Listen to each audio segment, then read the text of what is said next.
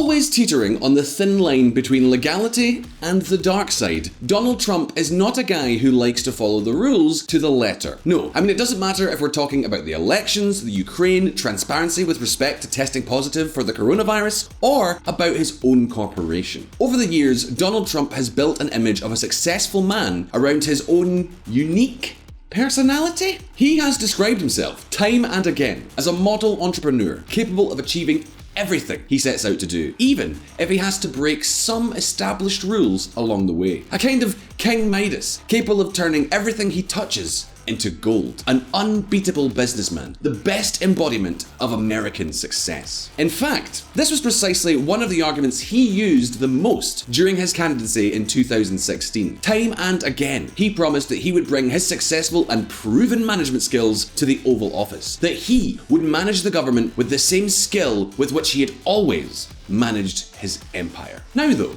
the question that comes up is, what is the truth behind all of these stories? Because, my friends, at the end of September 2020, the New York Times published a detailed investigation that analyzes more than 20 years of fiscal information on both the president and his business network. It has been the most in-depth research by far that has penetrated the depths of the business network of the 45th President of the United States of America, a corporation made up of more than 500 entities. The results of this research have brought to light a huge collection of lies, deception, influence peddling, malpractice, bad investments, and more than clear suspicion about the recurrent use of tricks and cunning. Fake news. It's totally fake news. And this is the important thing, not always legally, in order to reduce or evade the payment of taxes. You see, my friends, according to information gathered by the New York Times, President Trump, despite his immense fortune, paid only $750 in taxes in 2017, another $750 in 2016, and for 10 of the previous 15 years, he paid absolutely nothing. Just think about that. All of us watching have paid more taxes recently than the President of the United States. But that is not all. The research also reveals how Trump's finances may be suffering as a result of the group's massive debt and poor results. All of this is true despite the fact that many of their properties have become a kind of influence bazaar that makes money from pressure groups, lobbies, companies, or foreign governments that rent out Trump's properties in order to win favor with the Trump family. Of course, we're talking about the President of the United States. Naturally, everyone wants to be close to the president. Everyone wants to do him favors. And in Donald Trump's case, that could be as simple as doing business with his companies. There is, for example, the case of the Mar-a-Lago Club, whose income has skyrocketed thanks to Trump's candidacy. Revenue from the club's membership fee increased tenfold in 2016, and that's before the Trump family doubled the fee in January 2017. This has allowed the president to reap an additional $26 million between 2015 and 2018. And, of course, this is not the only example we can find. There are many, many more. America first. America first. Companies with legal and administrative problems such as Walgreens Pharmaceuticals or Atleen Engineering Company have rented out space in Trump's properties at a premium rate just when they were having problems with the administration. Even foreign governments like Turkey holding and cancelling events in a facility owned by Donald Trump depending on how things are going between the two countries. But wait just one moment, because although these things may be, suspicious, contentious, possibly even controversial, the truth is that we could come to see them as almost something normal. After all, Donald Trump is a real estate entrepreneur. However, this is but a tiny drop in the ocean of controversy that the New York Times investigation has uncovered. You see, my friends, in this video, we are going to review the main issues that this investigation has revealed and how they fit with the image that almost all of us have or have had with President Trump. Our intention is simply to bring you closer to the work done by the New York Times. So, first of all, we need to know, where did it all begin? Where and how did Donald Trump make his immense fortune? If you're interested, let's get cracking.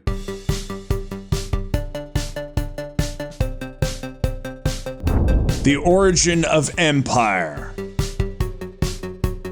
Usually, Donald Trump boasts of being a self-made man, a shining example of the American dream, a man turned into a money-making machine thanks to his superior business skills. But is this true? Or to put it another way, how much of this is true? Because, you see, Donald Trump is the son of Fred Trump, a New York City real estate developer who made a huge fortune, worth over $1 billion in today's money. So, at the age of 3, President Trump was already earning $20,000 each year. That's right, at 8, he was already a millionaire. At 17, he was gifted part ownership of an apartment building with 52 apartments. By the time he graduated from college, he was receiving $1 million a year from his father. And that is a figure that only kept increasing. Fred Trump made his son Donald an employee. Manager, owner, banker, and consultant within the family business, with the likely goal of transferring some of his wealth through salaries and therefore having to avoid paying a gift tax. He also gave him one loan after another, without many of them ever being repaid, in addition to transferring stock and property to Donald below its value. Fred put money into Donald's business. He even paid his driver. In total, it is estimated that Donald Trump received at least $413 million from his father. All my dad gave me was this hairline. Now, it would be unfair to say that his entire fortune, valued by Forbes at some $2 billion, comes from his father.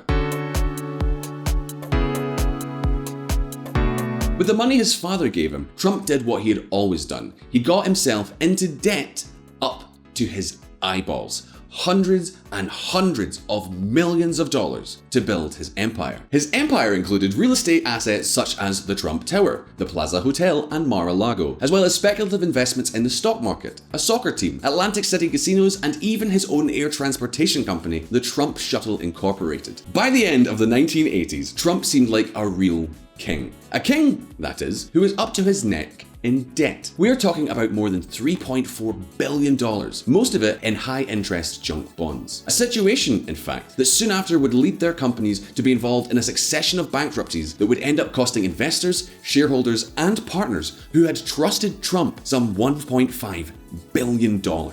Strangely enough, as we will see, Trump came out relatively unscathed. He collected generously from companies, even if they were not doing well, diverted funds to other projects, and limited his liability through complex financial structures. This is how he built what is now known as the Trump Corporation. And this brings us directly to another question. How has Trump fared as an entrepreneur? What has his performance been like? Did he really become a money-making machine? Ties, shirts, cufflinks, everything sold at Macy's, and they're doing great. #1 selling tie anywhere in the world. Ties are made in where? China?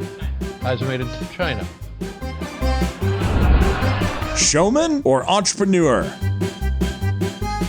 If there was one thing that elevated Donald Trump to stardom, it was the reality TV show The Apprentice. Go home. A television program which, spoilers, the contestants competed to develop the best project within a Trump company or property in the United States version. A show in which the American tycoon also presented himself as an invincible negotiator, the best of the best, the businessman who always got the deal he set out to get and made money. A lot of money. Of course, the reality was somewhat different. And that is not just me saying it, Trump himself says it. Listen to this. I play with people's fantasies. People want to believe that something is the greatest, most valuable, and most spectacular. I call it voracious hyperbole. It is an innocent form of exaggeration and a very effective form of promotion. Donald Trump in The Art of the Deal. It was in the early years of the new century when the British television producer Mark Burnett proposed the idea of producing the reality show The Apprentice. At that time, Trump was not at one of his high points. After several bankruptcies in his core business, the empire kind of seemed to be falling apart. We walked around the offices and saw furniture splintered. We saw an empire crumbling at every turn. Our job was to make it look like the opposite. Bill Pruitt, producer of The Apprentice, speaking to The New Yorker. However, such a television program would change the course of events. The Apprentice was a huge success and one that triggered Donald Trump's popularity. According to fiscal data verified by the New York Times, he earned $197 million during the time he was featured on the program. But that's not all. Because his popularity was soaring, brands were fighting over each other to use him or his image, and Trump refused virtually none of the offers he got to plug a product or advertise something. Hotels, pizzas, cookies, steaks, vodka, board games, colognes, detergents, underwear. He even licensed his name for a line of mattresses that bought him close to $15 million. In total, it is estimated that Trump earned at least $230 million from all those sponsorships that were directly linked to the enormous popularity he had garnered from the television show, a TV program that basically fattened Trump's portfolio by more than $420 million. We are talking about probably the best business deal of his entire life. Of course, it wasn't just mattresses, ties, and cologne. There were also other products that were more questionable. For example, Trump promoted companies based on Ponzi or pyramid schemes, sold courses on how to become a millionaire to people with, this is putting it lightly, limited resources, and even set up a kind of university that, in the end, had to close down in the face of numerous allegations of fraud and a lawsuit from the New York Attorney General's office itself. That case ended up with a settlement for which Trump was forced to pay $25 million in compensation. A similar thing happened later, by the way, with the Donald Trump Foundation itself, which had to be dissolved following a lawsuit for misuse by the New York Attorney General, Barbara Underwood. So, this whole image about being squeaky clean, it turns out that was more than a little bit dirty. In addition, Trump has also had no qualms about associating with people of, how's best to put this, dubious reputations? For example, in New York he was closely associated with Tevfin Arif, a former Soviet-era official in Kazakhstan, whose right-hand man was Felix Sater, a Russian emigre with ties to the mafia and his very own criminal record. No matter what, Trump would gladly lend his name to the buildings of these developers whose sources of funding were somewhat unclear. I'm sure you can probably get an idea of what exactly was going on. Another well-known scandal was that of the Baja California, where Trump allowed his name and image to be used to market and brand a luxury apartment complex. It was a project that resulted in $32 million just going missing, and lots of fraud allegations against the developers and against the Trump family itself. Trump is being sued in Mexico for tax fraud in failed real estate project. Pan Am Post. Anyway, the point is that with all the money he got from TV, Trump not only put his accounts in order, but then, just as he had done with his father's money, he repeated the process of destroying everything he had just recouped. He reissued a lot of debt to take over big real estate assets, hotels, and this time, golf courses. 11 new golf courses, to be exact, became part of the family corporation. The problem is, though, that during the 90s, Trump's companies did not make profits. For example, since the year 2000, their golf courses have registered more than $300 million in losses. Another example, their hotel in Washington that opened in 2016 reaped $55 million of losses in just 2 years. In fact, among his few profitable assets are the Trump Tower and Mar-a-Lago. The balance sheets of the other businesses leave a lot to be desired. You see, my friends, Trump is a great communicator. He knows how to reach his audience like nobody else and has had the ability to take advantage of it, to make money off of his image. But as an entrepreneur and manager, that's another story. In fact, although Trump's activities go far beyond family money, there is a debate as to whether or not Trump would have been better off investing all the money his father gave him in the US stock market. The profitability of the S&P 500 over the same period seems to have been higher than that of Trump's businesses. But I think the best way to get to know the entrepreneurial side of Donald Trump is to take a look at his time in Atlantic City. Are you ready? Let's go.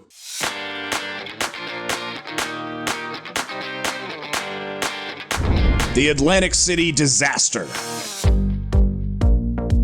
My friends, there was a time when Donald Trump controlled the Atlantic City gaming industry. Donald Trump controlled 3 of the largest complexes in the city, including the Taj Mahal, which was opened in April 1990 as the largest casino in the world. Trump financed these operations with a lot of debt, mostly junk bonds with rates of up to 14% per year. Of the wait for it, $3.4 billion with a B dollars in debt that the Trump organization was carrying. $1.3 billion corresponded to the 3 casinos in Atlantic City. This meant that in 1991, barely a year after it was launched, it had to declare bankruptcy. A few months later, it was joined by the other 2 casinos controlled by Trump, the Trump Plaza and the Trump Castle. It was the first major bankruptcy of the group. Trump was forced to give up 50% of his shares to creditors in exchange for their agreeing to reduce rates and to defer payments.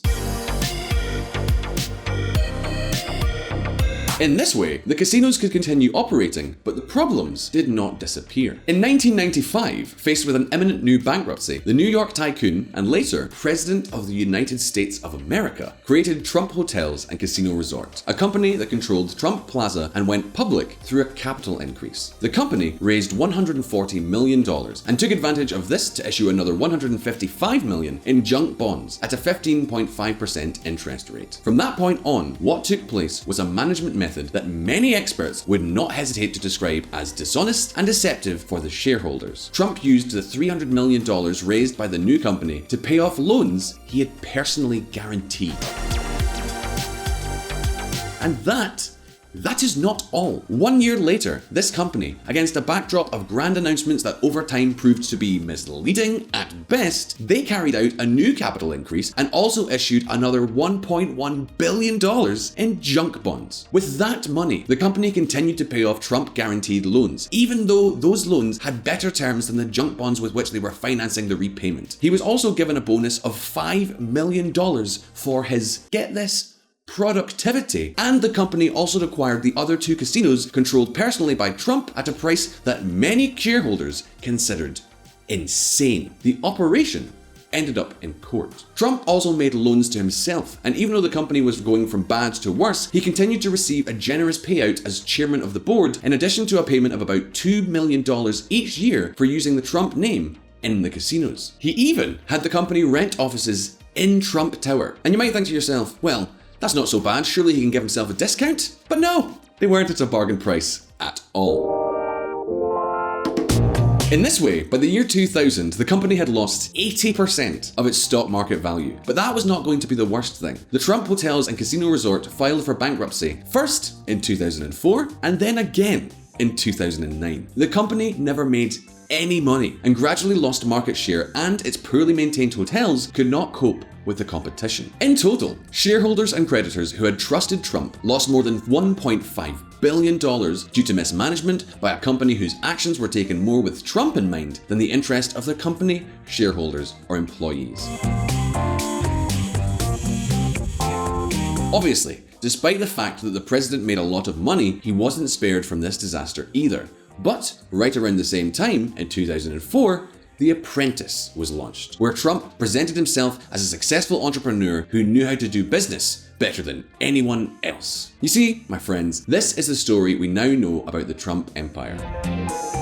One thing, however, must be acknowledged. Trump has managed communication like no other.